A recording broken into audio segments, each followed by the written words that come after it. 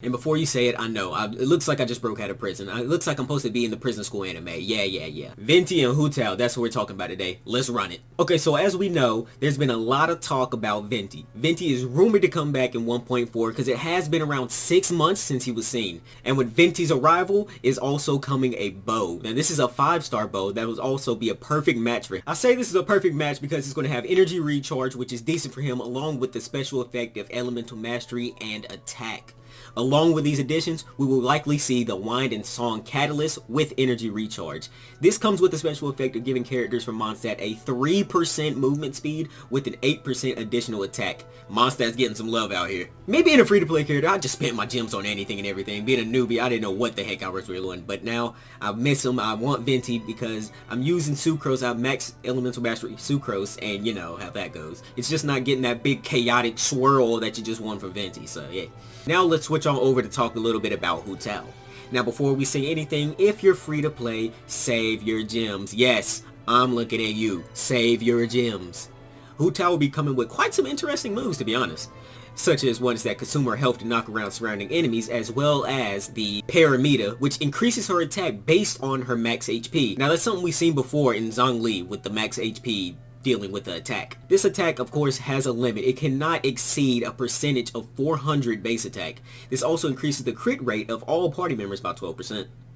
So we already have health consuming moves and attack boost. Her other move, which is Blood Blossom, will generate pyro damage to enemies every 4 seconds. This is elemental skill damage, so take that how you will and how you want to set her up. Her little spirit or ghost that she has, it has the ability to do a move in which you deals pyro damage across a large AoE. Along with the damage, it also regenerates some of her health, as we've seen sort of like in Bennett's special where it does AoE damage plus healing. If your health is under 50%, you're going to get a faster regeneration from your health, and you're also going to get an attack boost. And on the topic for items to grind, honestly, we're going to speak about that another time, probably in a different video about grinding on that. And I briefly made a video on TikTok talking about Hu Tao and the items she's going to need right here at the top left. Now, speaking about the sets for her, now everyone wants to make her OP. We want to make her just game breaking, you know. People want her game breaking. We want her game breaking. Some people don't, some people do. Some people's just going to go with the set of having her fully kitted out with the shield stuff. Now, what I recommend, first of all, is the Crimson Witch of Flames. And let me tell you why I say that.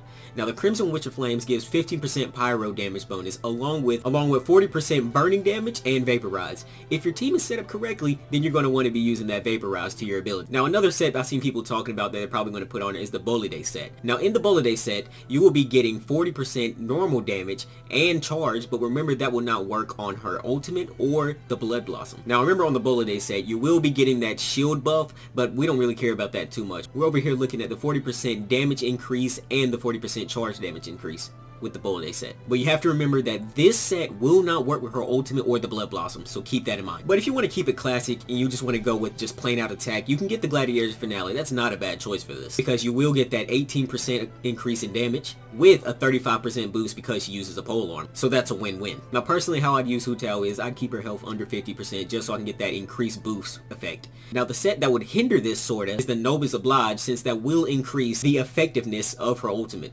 Now, but you have to remember that her ultimate does increase the health, so your healing is going to be more efficient, thus really ending the power gain that you get from her being under 50%. But of course you can mix and match. You can do 2 sets. You can do 2 Crimson, you can do 2 Gladiator, and then boom, you get the pyro damage plus the attack. However you want to do her, but I, for one, would really go for just the full-on Crimson set. And we all know how time-consuming it can be to get that sub-stats on the perfect artifact.